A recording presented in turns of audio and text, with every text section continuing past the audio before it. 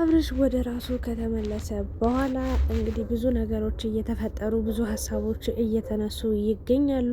ቡዜ ቃል በቃል ባትናገርም እያደረገ የነበረው ነገር ወይም ደግሞ አጠቃላይ እየሰሩ ያሉት ነገር የሩታን ማንነት የአብርሽን ማንነት እንዲሁም የሄርሜላ ማንነት እንዳልሆነ ተናግራለች። ያ ማለት እንግዲህ የሚሰሩት ነገር ሁሉ ቀልድ ወይም ደግሞ ድራማ እንደሆነ ወይም ደግሞ የሌላን ሰው ሕይወት አስመስለው እንጂ የራሳቸው የሆነ ትክክለኛ ሪል ላይፋቸው እንዳልሆነ ተናግራለች። ታዲያ አብርሽ እንግዲህ ዛሬ መጧል። ሩታም አለች፣ ልጃቸውንም አቅፈዋል። ቡዜና ሩታም ተጨባብጠዋል።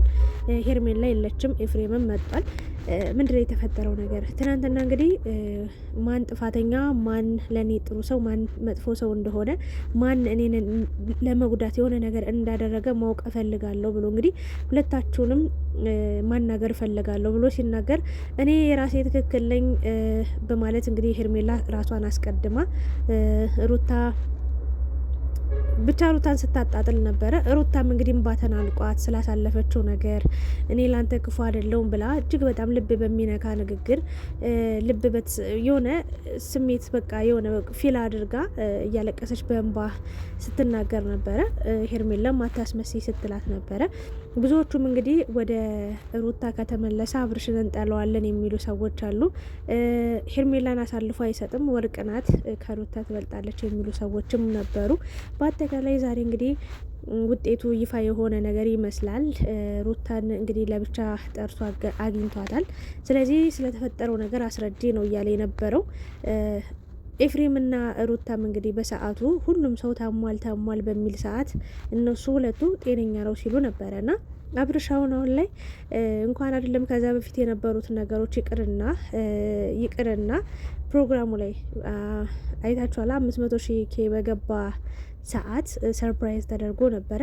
እሱንም ምኑንም ነገር እንደማያስታውስና እሱንም ምኑንም ነገር እንደማያውቅ ነው እየተናገረ የሚገኘው። ታዲያ እንግዲህ ሩታን ጠይቋታል። ምንድን ነው እየተደረገብኝ የተፈጠረብኝ የነበረው ሁሉን ነገር አስረጅም ብሏታል። ኤፍሬምም እንግዲህ ከሩታ ጋር በመተባበር ያለውን እውነታ ለማስረዳት እየሞከሩ ነበረ። አብርሽ ግን ሊያምን አልቻለም። ከሄርሜላ የሚወስደው ነገር ስላለ በአጭሩ ሩታን ሸኝቷታል ማለት ነው። አብርሽም እንግዲህ ከባድ ነገር ላይ ነው ያለው። ሩታ ሁሉንም ነገር እንግዲህ በፈለክበት መንገድ ማወቅ ትችላለህ፣ እኔ ግን ላንተ ጠላት አይደለሁም፣ አጥፊ አይደለሁም፣ ወይም ደግሞ ላንተ ክፉ ነገር ማደርግ ሴት አይደለሁም። በቃ በሰዓቱ የነበረ ሁኔታ በጣም በቃ እንደተጸጸትክ በአጠቃላይ ከሄርሜላ ጋር የጀመርከው ነገር ወይም ደግሞ ከኔ ጋር መጣላት ከኔ ጋር መለያየት አይነት ነገር መሰለኝ ያለችው። ያው ቃል በቃል እንደዛ ባትልም ግን ብቻ የነበረ ህይወት በጣም የሚያስጠላ ነገር እንደነበርና ወደ ትዳር ወደ ቤት መመለስ እንደምትፈልግ ነገርከኝ። እኔ ማገዝኩ ረዳው እና በዛ ሰዓት እንግዲህ እንዴት ነው ሁሉም ሰው አሞታል እያለ እነ ቡዜ ሳይቀሩ አሞታል እያሉ ነበረ። እናንተ እንዴት ጤነኛ ነው ደህና ነው እያላችሁ እንዴት ስትናገሩ ቆያችሁ ብሎ እንግዲህ ጥያቄ አቅርቦላታል። ሩታም እንግዲህ አይ በቃ በሰዓቱ አንተ መጠመት ነገር ነበረ የነበርክበት ነገር በጣም እንዳስጨነቀ እንደተጸጸትክ ስለነገርከን በቃ ደህና ነው ያለውን ነገር በቃ ራስን ማዳመጥ እንደፈለክ ነው የተረዳ ነው ብሏል። እና ኤፍሬም ደግሞ ያው ታማሃል ሲሉ ነበር።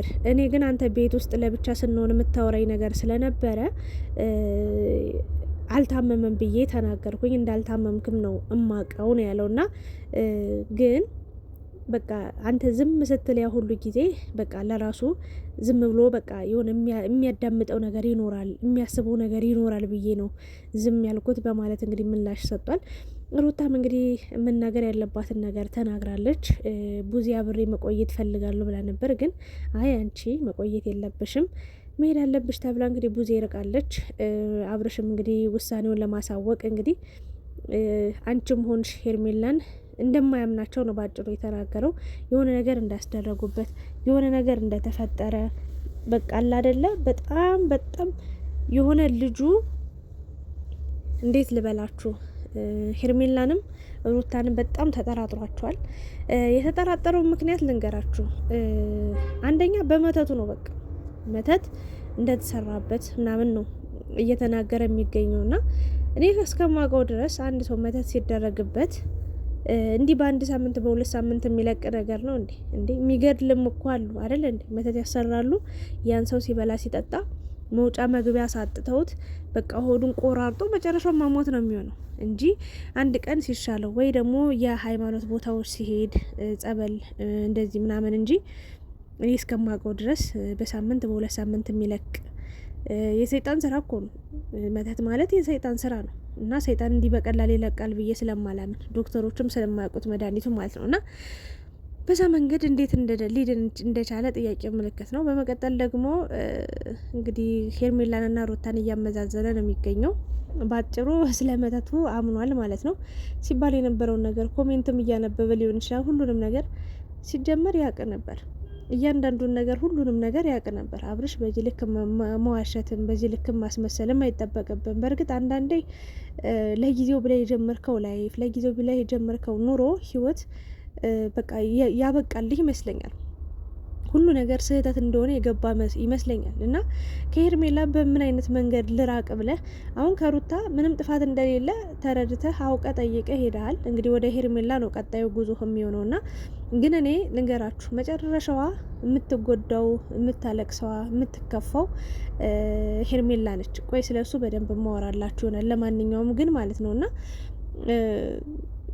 ሁሉንም ነገር ታውቃለህ። እዚች ልጅ ጋር በምን ልለያያት በምን ልራቃት? ምክንያቱም እሷ ለሆን አልበደለችም፣ አልጎዳችም። ለአንተ እኔ ሩታም ሄርሜላም እውነቱን እንነጋገር ከተባለ ለአንተ ክፉ ነገር የሚያስቡ ሰዎች አይደሉም ሁለቱም። በታሪክ አንተ ባሰብከው አንተ በጠረጠርከው መንገድ ለአንተ ክፉ ነገር ያስባሉ፣ ክፉ ነገር አንተ ላይ ያደርጋሉ ብዬ አላምንም በተአምር ማለት ነው። እንኳን አይደለም ሩታና ሄርሜላ ይቅርና አብርሽ እንትና ኤፍሬምንም ጠርጥራችሁት ነበር። እሱ በጣም ክፉ ሰው እንደሆነ በወንድሙ እንደሚቀና ብዙ ነገር ተናግረን ነበር ሁላችንም ማለት በሚቻል ደረጃ። ግን የፈለገ ነገር ቢቀናም የፈለገ ነገር ቢፈጠርም በአብርሽ ላይ በዚህ ልክ የሚጨክንበት ነገር አለ ብዬ አላስብም። ለዛውም ደግሞ በህይወታችሁ በነፍሳችሁ የሚቀልድ አለ ብዬ አላምንም። ስለዚህ ሄርሜላም ጋር ሩታም ጋር ጥፋት ሊያገኝ አልቻለም። ስለዚህ ሄርሜላን በሆነች ነጥብ ነገር ይይዛታል ወይ ደግሞ የሆነ ሰው መጥቶ ሊመሰክርባት ይችላል። የአብርሽና የሄርሜላ የህይወት ጉዞ እንግዲህ እዚህ ጋር ማያበቃ ይመስለኛል። ብዙዎቻችሁ ከትናንትና ማታ ጀምሮ እስካሁን ይህን ቪዲዮ እስከ መሰራቱ ሄርሜላን ምርጫው እንደሚያደርግ እኔም ነግሬያችሁ ነበር። ሜቢ ምርጫው ሊያረጋት ይችላል። ግን ይሄ እንደዛ ከሆነ በጣም የሚያስጠላ ነገር ሊሆን ነው የሚችለው። ምክንያቱም ልጅቷን አንደኛ እንደማይቀጥል እስከ መጨረሻው እንደማይዘልቅ ያውቀዋል። በመቀጠል እች ልጅ ትጎዳለች እና ምን አለበት በቃ ሩታን መርጦ እች ልጅ በቃ በገላገላት ማለት በቃ የራሷን ኑሮ እንድትኖር የሚፈልጋትን ሰው እየገፋች ነው ያለችው። ልጅነቷን በቃ ወጣትነቷን ባልሆነ ነገር ውስጥ ለሷ ባልሆነ ህይወት ውስጥ ነው እየለፋች የምትገኘው ብዬ ተናግሬ ነበር። ታዲያ ዛሬ እንግዲህ ልጁን በጣም እንደናፈቀው እና ሩታን ማግኘት እንደሚፈልግ ተናግሮ ልጁን አቅፏል። በኋላ መልሼ እሰጥሻለሁ ትንሽ ላጫውተው ብሎ ልጁን ይዞት ቀርቷል። እሷና ኤፍሬምም ወደ ቤታቸው ተመልሰዋል። ይሄን ነገር አላደረኩትም ብለሽ ወይም ደግሞ የሆነ ነገር እኔ እንድታመም ያደረኩት ነገር የለም ብለሽ እርግጠኛ ከሆንሽ ማይልኝ ብሏታል። በፈለግከው ምልልሃለሁ ብላለች። ኤፍሬም ቅብል አድርጎም እኔ ምልልሃለሁ ከሷ በላይ ብሏል እና ለሷ እኔ ምልልሃለሁ ብሏል። ያ ማለት እተማመናለሁ በሷ ምንም ነገር እንዳላረገች ነገር ነው የሚለው። ለማንኛውም አብርሽ ከዚህ በላይ ውሸት ቢበቃ ደስ ይለኛል። ምክንያቱም ወንድ ስለሆን ካንተ የፈለግከውን ነገር ታማርጣለ ምናምን ማለት አይደለም። ድሮ የነበርክበትን ማንነት አትርሳ። ያኔ አፈር መስለ ጭቃ መስለ ነው እዚህ ኑሮ ላይ ደረስከው። በእርግጥ ሳትለፋ ሳትወጣ ሳትወርድ ሳትደክም አይደለም። እናቃለን፣ ድካምህን እናቃለን፣ ልፋትህን እናቃለን። እንኳን አይደለም ለራስህ ለብዙ ወጣት ጓደኞች ለሰፈሮቹ ልጆች ሳይቀር መልካም ነገር ያደረክ አሁንም በአንተ ጀርባ ታዝለው የሚሄዱ በራሳቸው እንኳን መንቀሳቀስ የማይችሉ ብዙ ሰዎች አሉ እና ያንን አለማድነቅ አልችልም። ግን ትናንትና ምንም ነገር ሳይኖር አብራ የነበረችን ሴት ትናንትና ምንም ነገር የእውነት ታስታውሳላችሁ? ድሬዳዋ ሄደን ተከራየን ብለው የተቀመጡ ጊዜ ታስታውሳላችሁ አይደል? እዛ ምንም አንድ ሳህንና አንድ ማንኪያ አንድ መክተፊያ አንድ ድስት ነበር የነበራቸውና እንደዛች ካለች ህይወት ውስጥ ነው ሩታ አብራ የቀጠለችው አብራ የመጣችው እዚህ ደረጃ ላይ ደረሰችውና ሄርሜላ አሁን ላይ ሁሉ ነገር ከተሳካለ በኋላ ነው እና ምን ልፈልጌ ነው እኔ አሁን ላይ ሄርሜላንና ሩታን ለማነጻጸር ወይ ደግሞ አንዷን በታች አንዷን በላይ ለማድረግ ሳይሆን መጀመሪያ ሩታን አገባሻለሁ አፈቅርሻለሁ ብለህ ተቀበልካት። በቃ ሁሉ ነገር ቀጠለ። ልጅ አስወለድካት። በእርግዝናዋን በሙሉ ብዙ በቃ በደል ስለ በደል እናውራ ከተባለ ሩታም አብርሽን በደንብ በድለዋለች፣ አብርሽም ሩታን በደንብ በድሏታልና እያለ መጣ። በእርግዝና ወቅቱም ብዙ ነገር ተፈጠረ። አለቀሰች፣ አንገቷን ደፋች፣ ብዙ ነገሮች ተፈጠሩና ያ ነገር በቀኝ ተብሎ ትንሽ እርፍ ሳትል ደግሞ ሌላ ሴት ይዘህ መጣህና ያችን ሴትም ወድሻለሁ አፈቅርሻለሁ እያልክ ቀለበት ተንበርክከህ እስከማድረግ ደርሰሃልና ከዛ በፊት የነበሩ ሴቶች ተውት፣ ፈጣሪ ቁጠራቸው። እኛ ምንም ቆጥረንም ተናግረንም ምንም ስላለፈ ህይወት ማውራትም አይጠበቅብንም እና ያ ሆነ። አሁን ደግሞ ልጅ እንግዲህ አሸሸ ገዳሜ ስትሉ ታብታብ ስታደርጉ አድራችኋል፣ ሰንብታችኋል፣ ከርማችኋል፣ ቆይታችኋል አይደል? ታዲያች ልጅ እንደ ሸንኮራ ተመጣ መጣል አለባት ወይ? አሁን ላይ ወደ ሩታ መመለሱ ከሩታ ጋር መሆኑ እኔ ቢያስደስተኝም አልኳችሁ። ለምን መሰላችሁ? ይሄንን ፍቅር፣ ይሄንን ትርጉም፣ ይሄንን ትዳር የት ተነስተው የት እንደደረሱ አውቃለሁ። መነሻቸው የት እንደሆነ ስለማቅ መድረሻቸው የት እንደሚሆንም ግምት ነበረኝ። አንድ ላይ እንደሚሆኑ እንደማይለያዩ ማለት ነውና ታዲያ ግን ሄርሜላን ሩታና አብርሽ አብረው ቢሆኑ የሄርሜላ ህይወት እስከዚህ በኋላ ያለው ህይወቷ በምን አይነት መንገድ ነው ሊቀጥል የሚችለው? እንዲሁ እንዳለቀሰች አብርሽን እንደተከተለች ያለሱ መኖር አልችልም እንዳለች እንደተነፋረቀች ነው የምትቀጥለው የምትኖረው ህይወቷን? ወይንስ ደግሞ የተረገዘው ልጅስ የት ደረሰ? ምን ላይ ደረሰ? ምን እየተፈጠረ ነው? ምን እየተካሄደ ነው? እና ሩታስ እንዴት ይሄ ልጅ ከሷ በላይ ሄዶ ሌላ ሴት አስረግዞ መጥቶ ልጅ አለኝ እያላት ወይም ደግሞ ልጅ አርግዣለሁ እያለቻት ሄርሜላ እንዴት ያለ ምንም ተቃውሞ በቃ እንዳላይ እኔ እኮ እስከዛሬ የእውነት ሰው ትመስለኝ ነበር፣ እንደዚህ ቢሆን ኑሮ እቀበል ነበር። ከዚህ በኋላ ግን አንተ እንኳን እኔ ይቅርታ መጥቼ ልጠይቅ ይቅርና አንተ መጥ ይቅርታ ብትጠይቀኝ አልቀበልም ብላ እንዴት አልዘጋጋችሁም? እንዴት ነው እዚችም ሴት ጋር ታብታብ ሲያረግ ከርሞ እንዴት በደስታ ተቀበለችው ሩታ? ያልገባኝ ነገር በእርግጥ ያመነችበት ነገር ወደ ኋላ የማትል ነብር ናት። በቃ የእውነቴን ነው። እንደውም ሄርሜላ 1 አመት ሙሉ እንደዚህ ከሩታ ጋር ምናምን አብርሽ ስለፈቀደላት ነው። አብርሽ ባይፈቅድላት ኑሮ አንድ እርምጃ አትራመድም ነበር። የምሬ ነው። ሩታ ራሱ ቅጥቅጥ ታረጋት ነበር።